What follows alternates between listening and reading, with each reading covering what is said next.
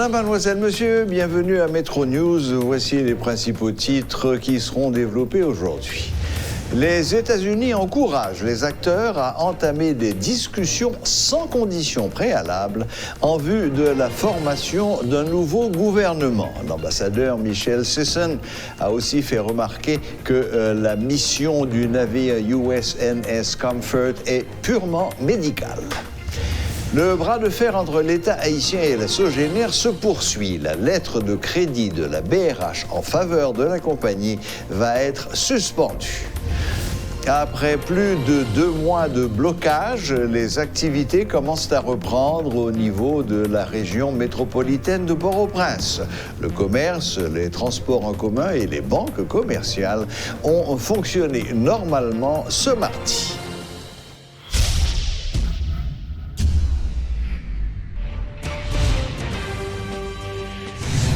L'ambassadeur des États-Unis en Haïti, Michel J. Sisson, confirme que le navire hôpital Comfort, actuellement en rade de Port-au-Prince, est accompagné de 2 navires de guerre des gardes-côtes américains chargés de l'escorter.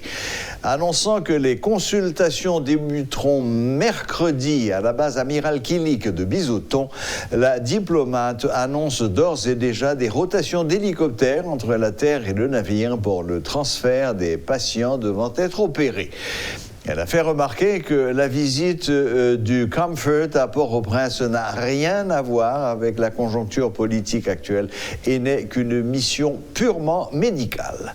Par ailleurs, Mme Sisson appelle une nouvelle fois à l'ouverture d'un dialogue entre les différents acteurs sans conditions préalables dans le but de former un nouveau gouvernement. Écoutez un extrait de son intervention sur les ondes de Radio Métropole ce matin. Le confort est un déploiement ici en Haïti avec une mission d'assistance médicale conjointement avec le MSPP, le ministère de Santé publique ici en Haïti.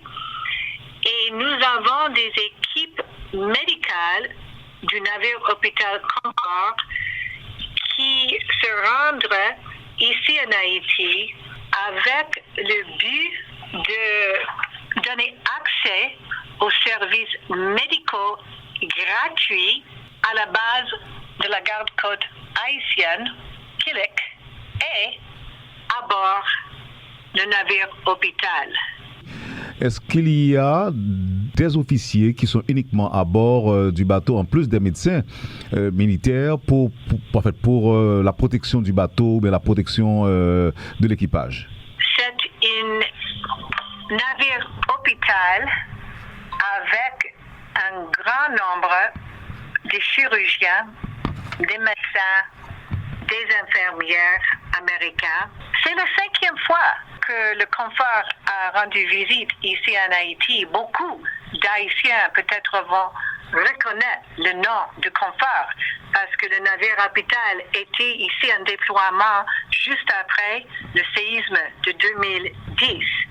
Il y a des médecins à bord de Confort qui sera aussi à la base de la garde-côte haïtienne à Killick à partir de demain, mercredi, jusqu'à lundi prochain, le 11 novembre, pour la provision des services médicaux gratuits comme le médecin général, le médecin familial, médecine préventive, des examens et traitements dentaires, les examens d'optométrie, les examens des yeux.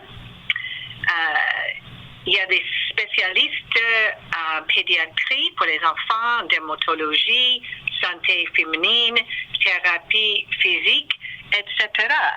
Alors, c'est first come, first serve à partir de 8 heures demain matin à la base de la garde-côte à Killick.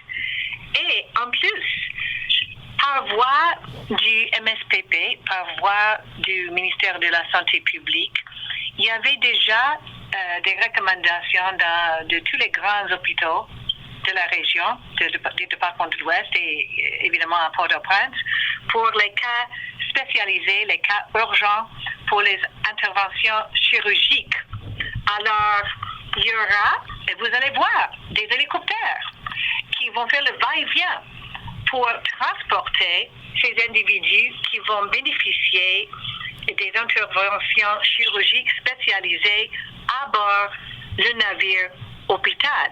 Le navire a 250 lits, ça veut dire que c'est un hôpital complet de 250 lits sur la haute mer. Vous allez voir aussi deux navires de la garde-côte qui accompagnent le navire hôpital Québec. Alors, vous avez l'hôpital navire Comfort, vous avez les hélicoptères pour faire le va-et-vient, les déplacements des individus pour les traitements chirurgicaux et aussi pour des équipements médicaux. Et du navire de notre garde-côte, c'est une opération très complexe pour offrir des services médicaux gratuits au peuple haïtien. Et c'est dans l'intérêt d'un déploiement dans la région de l'Amérique latine, l'Amérique centrale et les Caraïbes depuis 5 mois. Ça, c'est le dernier stop. Après 5 mois, c'est Port-au-Prince, c'est Haïti. Alors, c'est une tournée qui est intitulée « Promesse durable ». Et c'est-à-dire que le déploiement fait démonstration, fait témoin de l'amitié, le partenariat, la solidarité des États-Unis avec Haïti et cette amitié, partenariat et solidarité entre les États-Unis et la région.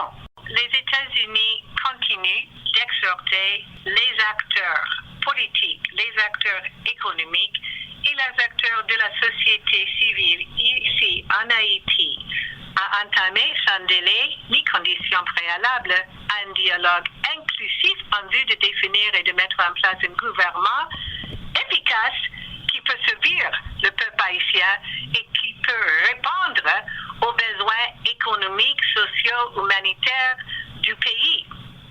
Les leaders économiques et politiques haïtiens doivent œuvrer de concert pour trouver une solution démocratique, pacifique et constitutionnelle. On voit en ce moment que la situation est très difficile pour beaucoup de communautés. Alors, pour nous, les États-Unis, nous appuyons les aspirations du peuple haïtien à une vie meilleure. Nous reconnaissons que les citoyens haïtiens ont déclaré avoir besoin de quelque chose de mieux.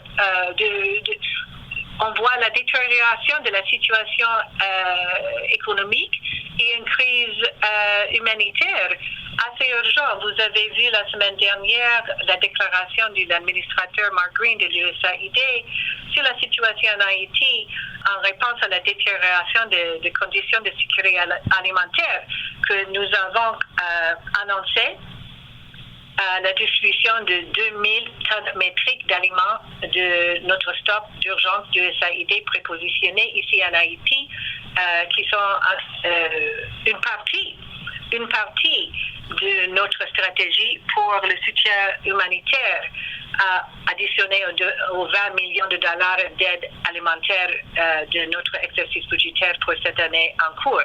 Alors, le message des États-Unis est simplement que nous sommes un pays ami, nous sommes un pays voisin et nous appuyons les aspirations du peuple haïtien à une vie meilleure. Une certaine reprise des activités a été constatée dans plusieurs quartiers de la capitale ce mardi, notamment à Delma et à Pétionville. Les routes ont été dégagées, de nombreuses institutions ont fonctionné, en particulier les banques.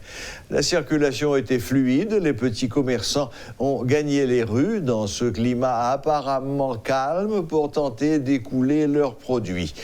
Après plusieurs semaines de paralysie des activités, de paisibles citoyens en ont profité pour se ravitailler. Nous sommes en train de sillonner les routes de la capitale. Après plusieurs semaines de paralysie totale des activités, comment se présente la situation ce mardi? L'autoroute de Delma porte encore les stigmates des barricades érigées par les opposants au pouvoir en place. Les rues sont dégagées, mais sur les trottoirs et dans quelques zones, notamment à Delma 32, les résidus des pneus enflammés sont encore visibles. Il est évident que les barricades géantes qui obstruaient la circulation n'y sont plus, mais les voies principales peinent encore à retrouver leur apparence d'avant les événements. Après 2 mois de paralysie, le tableau se présente un petit peu différemment ce 5 novembre. Depuis le carrefour de l'aéroport jusqu'à Pétionville, plusieurs tap-tap assurent le transport en commun et des véhicules privés sont remarqués en assez grand nombre. Les motocyclistes sont nombreux comme d'habitude, ce qui atteste que la circulation est fluide. Des petits commerçants, les marchands ambulants, beaucoup d'entreprises ont ouvert leurs portes, notamment les institutions bancaires, et le nombre de citoyens attendent d'être servis est important. Que ce soit à Pétionville ou à Delma, le constat est le même. Les citoyens sont sortis en masse pour tenter de vaquer librement à leurs activités, car disent-ils, et je cite, « Ils en ont ras-le-bol de cette situation dans laquelle se trouve le pays depuis des mois. » Certains se montrent également craintifs car le danger peut surgir à n'importe quel moment. Delma et Pétionville, 2 zones commerciales qui ont connu des pertes considérables en raison des mouvements des rues. Depuis quelques jours, il n'est plus question de mobilisation mais de barrages, contrôlés par des individus armés qui rançonnent les passants et sont à l'origine d'une paralysie des activités. Pour l'heure, ces 2 communes tentent de se relever après avoir été secouées durant des semaines, mais l'atmosphère demeure lourde. Les rues sont encore sales et les simples citoyens encore inquiets. Dans plusieurs zones de la capitale, les barricades sont peu, ce qui facilite la circulation des véhicules publics et privés à Pétionville et à Delma. Toutefois, certaines entreprises ont ouvert leurs portes, mais beaucoup d'autres sont restées fermées, ce qui porte à croire qu'il y a un calme apparent ce mardi et une reprise timide des activités. Claude Désir et Rudolph Pierre-Louis pour Télémétropole. Des résidents de la région métropolitaine de Port-au-Prince font état d'une intensification du rationnement de l'énergie électrique. L'arrêt des moteurs de la Sogénère, le lundi 4 novembre, est sans doute à l'origine de cette diminution de desserte électrique. Les responsables d'EDH avaient indiqué que la compagnie publique assurait plus de 60% de la production d'énergie électrique. L'arrêt des moteurs de la Sogénère et l'annulation des contrats des 2 autres firmes, E-Power et Haytrack, provoqueront un rationnement drastique pour les clients de l'EDH dans la région métropolitaine de Port-au-Prince. Les centrales de la Sogénère à Vareux appartiennent à l'État haïtien, a expliqué le président Jovenel Moïse. L'EDH envisage de reprendre le contrôle de ces centrales afin d'assurer leur fonctionnement. Le président de la République a fait valoir que cette action permet de défendre l'intérêt des citoyens. Les avocats de l'État haïtien et de la Sogénère devraient dans les prochains jours lancer une grande bataille juridique. L'un des avocats de l'État, Newton Saint-Just, soutient que la Sogénère doit restituer 123 millions de dollars collectés illégalement par le biais de surfacturation. Maître Danton Léger, avocat de la Sogénère, affirme que la sommation reçue n'a pas de valeur dans la mesure où le nom de la DGI, qui représente habituellement l'État, n'est pas cité. Dénonçant une tentative de racket remontant à 2012 comme le début des ennuis pour la Sogénère, Maître Léger parle de persécution politique tout en affirmant que la compagnie reste ouverte à un accord à l'amiable. En réaction, Maître Newton Saint-Just affirme que la situation n'a rien d'illégal et que l'État a toute latitude pour procéder par le cabinet qu'il désire à travers la DGI. Selon lui, il ne s'agit pas d'un simple litige qui oppose l'État à Sogénère, mais d'un scandale d'escroquerie et d'abus de confiance impliquant non seulement les responsables de l'entreprise, mais aussi de nombreux anciens dirigeants du pays depuis la signature du contrat en 2007. Le Bloc démocratique pour le redressement national lance un appel patriotique pour une sortie de crise. Lors d'une conférence de presse le mardi 5 novembre, le Bloc démocratique s'est aligné sur la position d'autres structures qui le précèdent, tout en préconisant la mise en veilleuse de la Constitution après le départ du président de la République. Pas de Premier ministre ni le Parlement, mais un Conseil d'État pour accompagner le président provisoire qui jouera aussi le rôle de Premier ministre, a déclaré Victor Benoît, représentant du Rassemblement social-démocrate au sein de la structure. Il faut choisir un juge qui va sortir en dedans de cassation comme président provisoire. Nous pensons qu'il faut que tu aies désigné des personnalités haïtiennes qui vont constituer un conseil d'État qui est là pour contrôler l'action gouvernementale. Le conseil d'État, ce n'est pas mon capitaine de pouvoir exécutif, c'est une sorte de mini-parlement que le DAE. Il faut que tu aies formé un gouvernement d'exception. C'est mon gouvernement qui a fait suivant les gens constituants prévoient. Parce que nous avons une situation d'exception. Jean Constitution a dit, le président pas là, c'est le Premier ministre pour mettre en place. Et si tu as 4 ans, c'est la Chambre qui peut traiter. Un cabinet ministériel restreint, nous n'avons pas besoin de 18 ministres à donner. Nous n'avons pas besoin de Premier ministre tout. Le président n'a pas à la fois chef d'État et chef de gouvernement. Le leader de Petite Dessalines, Moïse Jean-Charles, lance un appel d'unité aux différentes structures sociopolitiques, notamment l'alternative consensuelle, la passerelle et celle dénommée Maché-Contré. L'ancien sénateur exhorte les membres de l'opposition à s'unir en vue d'atteindre leurs objectifs. Il leur demande en même temps de ne pas exclure les protestataires qui ont mené la lutte contre le pouvoir en place lorsqu'ils seront au timon des affaires. Nous, Petite Dessalines, nous venons lancer un appel. Un appel pour dirigeants nous, dirigeants politiques, dirigeants d'opinion, pour prendre la leçon.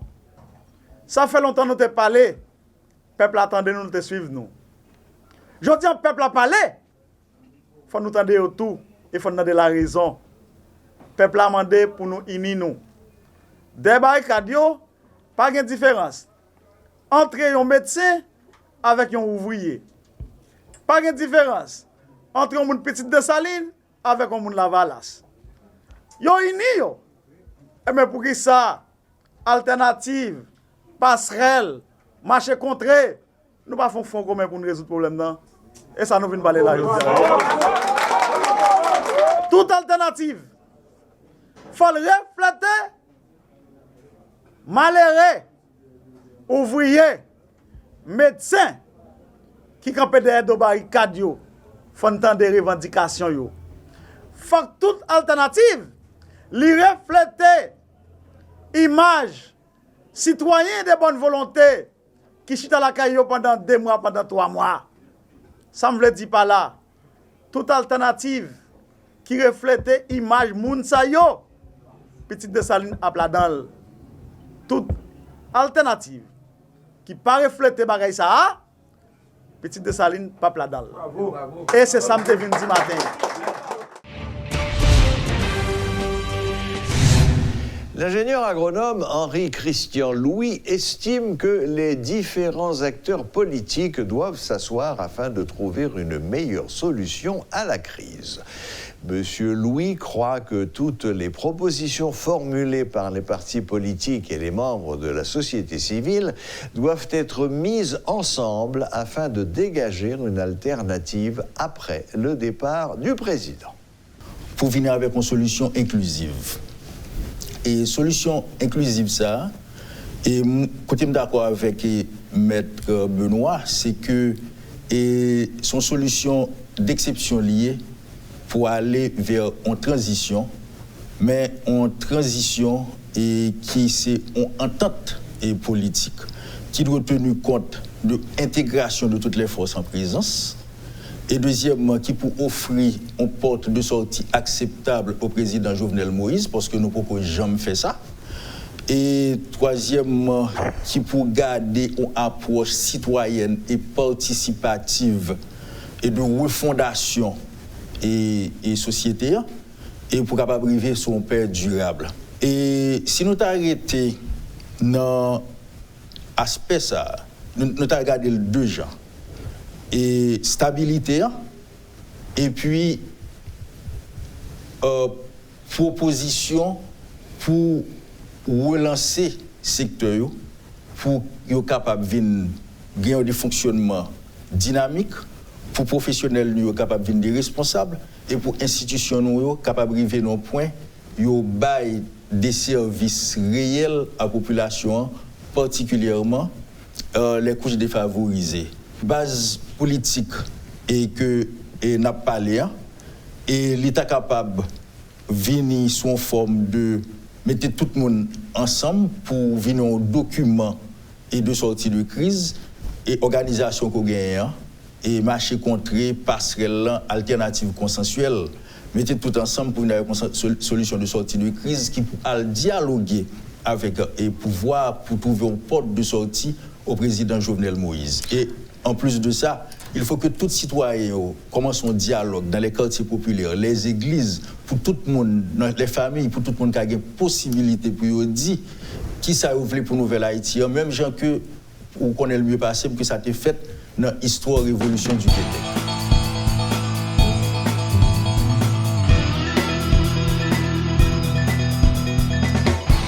Dans l'international, les États-Unis ont officiellement commencé à se retirer de l'accord de Paris sur le climat. Washington a notifié hier sa décision à l'ONU et le retrait prendra effet dans 1 an. Deuxième plus important émetteur mondial de gaz carbonique, les États-Unis deviennent ainsi le premier pays à sortir de cet accord signé en 2015 à Paris par 195 nations. Ce n'est qu'une formalité, mais elle a valeur de symbole. Les États-Unis viennent de formellement notifier les Nations Unies de leur retrait de l'accord de Paris sur le climat. Une formalité donc, car la décision n'est pas nouvelle. Donald Trump l'avait annoncé en juin 2017, quelques mois seulement après sa prise de fonction à la Maison-Blanche. Alors s'il a fallu attendre ce 4 novembre 2019, c'est parce que Washington se devait de respecter une clause inscrite dans le texte de l'accord paraphé par son prédécesseur. Cette notification officielle ne scelle d'ailleurs pas l'épilogue de cette histoire. Certes, on est encore loin d'un scénario à rallonge à la Brexit. Il n'empêche que la sortie de l'accord ne sera effective qu'1 an après la notification formelle. Autrement dit, le 4 novembre 2020, au lendemain de l'élection présidentielle américaine. Liban, journée de mobilisation ce dimanche 3 novembre avec une manifestation de soutien au président Michel Aoun le matin et des rassemblements organisés par le mouvement de contestation dans de nombreuses villes le soir. Après 3 jours d'accalmie, la fermeture des routes a repris dans tout le pays dans la nuit, alors qu'aucun successeur au Premier ministre démissionnaire Saad Hariri n'a encore été nommé. Au Liban, le mouvement de contestation contre la classe politique et la corruption ne faiblit pas. Lundi, les manifestants ont bloqué des routes dans tout le pays. Ici à Beyrouth, cet axe principal qui relie l'est et l'ouest de la capitale libanaise était occupé jusque tard dans la nuit par des centaines de jeunes. Nous devons renverser le régime, à commencer par le président. Ensuite, nous aurons besoin d'un nouveau gouvernement. Nous ne pouvons pas continuer sans. Si nous restons simplement à manifester à un endroit et que nous ne bloquons pas la route, rien ne changera. Ils nous laisseront protester pendant 1 mois et ce sera tout. Mais si nous coupons les routes, cela affectera l'économie et les revenus des personnes. C'est à ce moment-là que les gens vont commencer à faire pression sur les autorités pour qu'elles trouvent des solutions. L'armée tente de nous chasser, de nous traîner sur les trottoirs. Mais nous bloquons les routes pour nous exprimer pacifiquement. Nous n'avons pas d'autre moyen.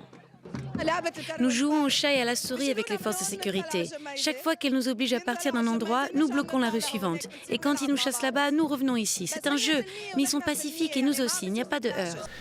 Alors que des centaines de milliers d'Iraniens défilaient à travers le pays pour marquer le 40e anniversaire de la prise de l'ambassade américaine qui avait provoqué la rupture des relations diplomatiques entre Téhéran et Washington, l'Iran a annoncé son accélération de son programme nucléaire. Près de 6 mois après avoir annoncé revenir sur ses engagements pris dans le cadre de l'accord sur le nucléaire iranien, l'Iran semble avoir joint l'acte à la parole. Téhéran annonce ce lundi la mise en route de 30 nouvelles centrifugeuses et la mise au point de 2 nouveaux modèles plus avancés. Selon le président de l'Organisation pour l'énergie atomique d'Iran, le pays produit désormais 5 kilos d'uranium enrichi par jour, soit 10 fois plus qu'il y a 2 mois. Nous pouvons remercier nos ennemis d'avoir créé une opportunité pour la République islamique d'Iran, en particulier dans le secteur du nucléaire, qui nous permet de démontrer notre capacité à fabriquer de nouvelles machines dans un délai si court. L'annonce survient le jour de la fin du délai donné aux Européens afin d'aider l'Iran à contourner les sanctions américaines contre les secteurs pétroliers et financiers, des sanctions réinstaurées par les États-Unis après leur retrait de l'accord de Vienne. Nous avons constamment exprimé nos inquiétudes car nous pensons que cet accord doit être préservé. C'est une question de sécurité, pas seulement pour la région ou pour l'Europe, mais au niveau mondial. C'est un accord international qui a été approuvé par les Nations Unies et nous pensons qu'il doit rester en place. Une lueur d'espoir était apparue lors du G7 à Biarritz lorsque le ministre des Affaires étrangères iranien Mohammad Javad Zarif avait été invité par Emmanuel Macron avec l'accord de Donald Trump. Mais la tentative de médiation fut un échec. Dans un discours prononcé dimanche, le guide suprême iranien Ali Khamenei a réaffirmé son opposition à tout dialogue avec Washington qui chercherait, dit-il, à réinfiltrer l'Iran. Voilà, c'est tout pour l'actualité nationale et internationale. Vous allez pouvoir suivre maintenant Métrosport avec Grégory. Merci Serge, salut à tous et bienvenue dans la rubrique sportive. On commence avec du tennis. Contraint de renoncer à disputer la demi-finale du Master 1000 de Paris-Bercy en raison d'une blessure abdominale, Rafael Nadal sera bien présent à Londres pour disputer les Masters. Les examens médicaux passés lundi n'ont révélé aucune lésion et le nouveau numéro 1 mondial sera dans la capitale anglaise dès ce mercredi pour reprendre l'entraînement. Il ne devrait néanmoins s'entraîner au service qu'à partir de jeudi ou vendredi. À noter qu'à 33 ans, l'Espagnol devient le deuxième plus vieux numéro 1 de l'histoire, derrière l'inévitable Roger Federer qui avait 36 ans en 2018 lorsqu'il est monté sur le trône pour la dernière fois. Dans le même registre, celui de la longévité, c'est la 9e année différente où Nadal occupe au moins une semaine dans la saison la place de numéro 1 mondial, ce qui lui permet d'égaler le record en la matière détenu par Federer. Le Suisse est toujours celui qui possède le record du nombre de semaines passées en tant que numéro 1, 310 en tout. Un record menacé par Novak Djokovic, 275. Nadal, lui, débute sa 198e semaine de règne. Basket NBA saison régulière à Philadelphie est tombé. Dernière équipe à ne pas avoir encore perdu cette saison en NBA. Philadelphie a chuté lundi soir sur le parquet de Phoenix 114-109. Privé de Joel Embiid, suspendu 2 matchs suite à son altercation avec Karl Anthony Towns face à Minnesota mercredi dernier. Les Sixers sont tombés sur un Devin Booker de gala. De loin, l'homme de la soirée, le jeune arrière des Suns, a rendu sa meilleure copie de la saison avec 40 points et un impressionnant 15 sur 19 au tir. Booker frôlant même le 100% à longue distance, 3 sur 4. La franchise de l'Arizona a également pu compter sur un Ricky Rubio très inspiré, lui aussi, 21 points, 10 passes, 7 rebonds pour infliger à Philadelphie son premier revers de la saison, comme Miami, Boston et les Lakers avant lui. Et ce, en dépit des très belles prestations d'Al Horford, 32 points, et Tobias Harris, 24 points, 10 rebonds. Les Warriors retrouvent le sourire. Abonnés aux mauvaises nouvelles et aux contre-performances depuis le coup d'envoi de la saison, Golden State a connu une parenthèse très agréable lundi dans sa salle. Toujours privé de Curry, Klay Thompson, mais également depuis quelques jours de Russell et Draymond Green, les Warriors ont néanmoins profité de la venue de Portland pour enregistrer leur deuxième succès de la saison, 127-118. Une victoire qui doit essentiellement au match de mammouth réalisé pile le jour de ses 23 ans par le rookie Eric Paschos, 36 points à 11 sur 19 au tir, 4 sur 6 de loin, 13 rebonds. De surcroît, bien épaulé par d'autres habituels doublures, Bowman, 19 points.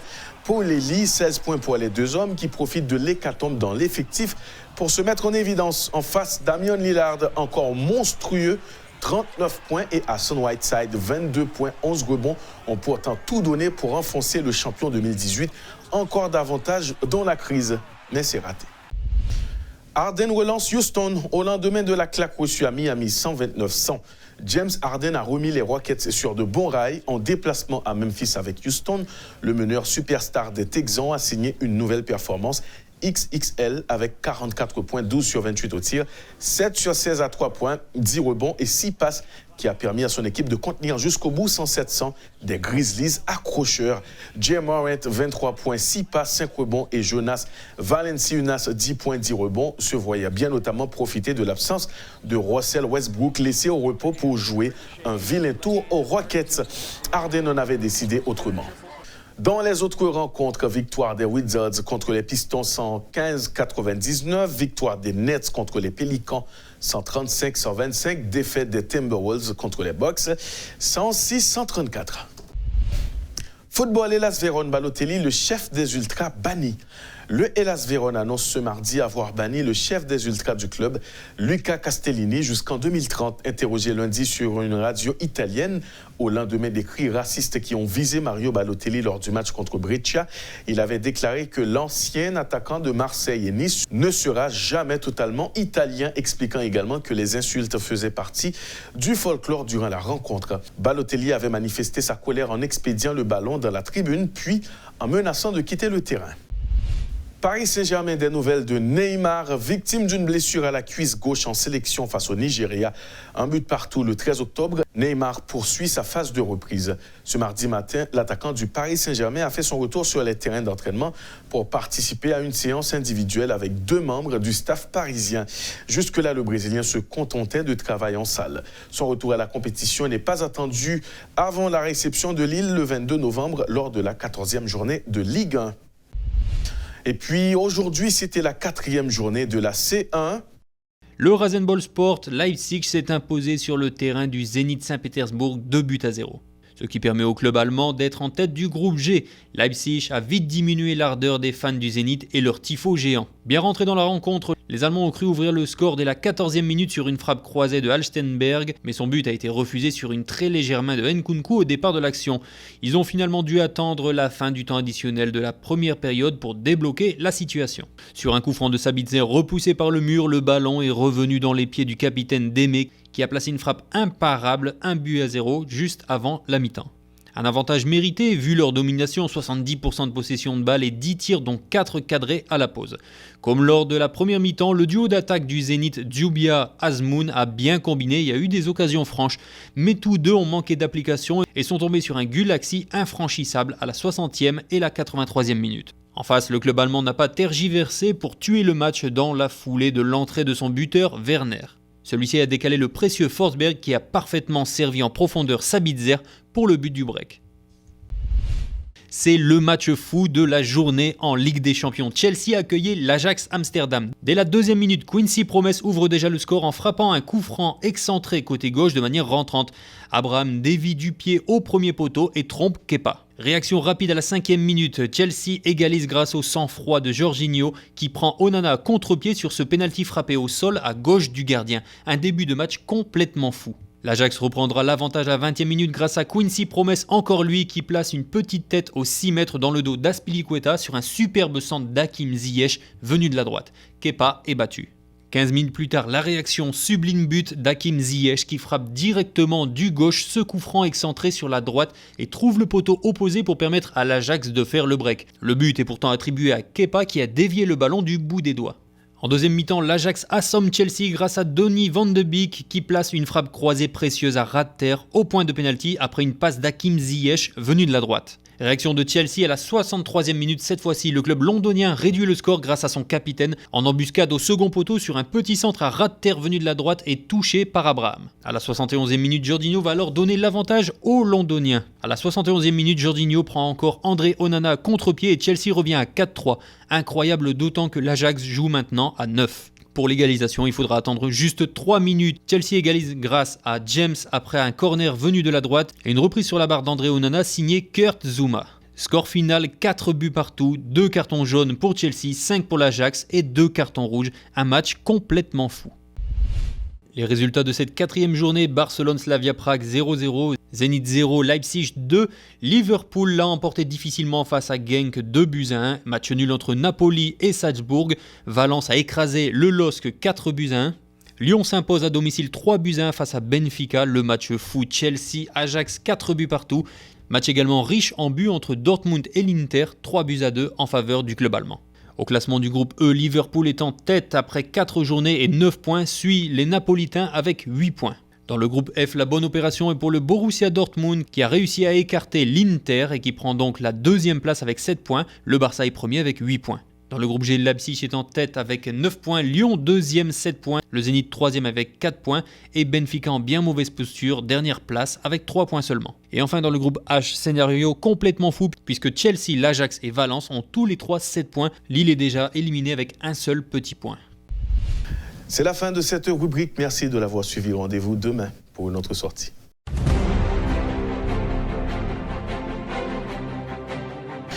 Voilà, la boucle est bouclée. Merci de nous rester fidèles et à la prochaine, même heure, même chaîne. Et n'oubliez pas que vous pouvez suivre Métro News en différé sur notre chaîne YouTube à Métropole Télé.